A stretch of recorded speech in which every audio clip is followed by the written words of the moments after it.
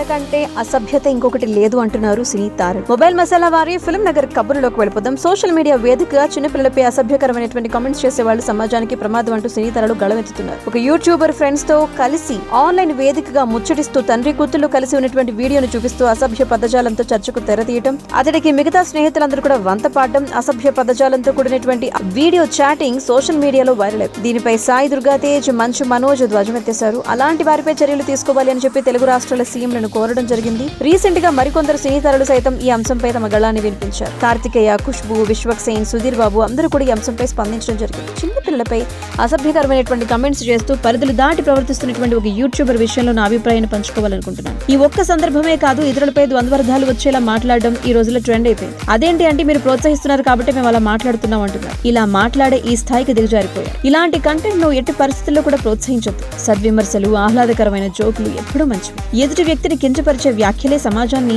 మన నుంచి దూరం చేస్తాయి, మనల్ని వెనక్కి తీసుకెళ్లిపోతాయి. ఒకరినొకరు కించపరుచుకుంటూ కిందకు లాగేటువంటి ప్రయత్నం చేయడంపై దృష్టి పెట్టడం మాని వ్యక్తిగతంగా ఎదగడంతో పాటు ఇతరుల ఎదుగుదలలో కూడా సహాయం చేయండి. ఇలాంటి అసభ్య పదజాలంతో కూడినటువంటి జోక్స్ ని తీవ్రంగా ఖండిస్తున్నాను అని చెప్పి యూట్యూబర్లే కాదు, ఎవరు ఇలా మాట్లాడినా కూడా హర్షించదగ్గ విషయం కాదు అని చెప్పి కార్తికేయ ఎక్స్ వేదికగా ఆయన కూడా పోస్ట్ చేయడం జరిగింది.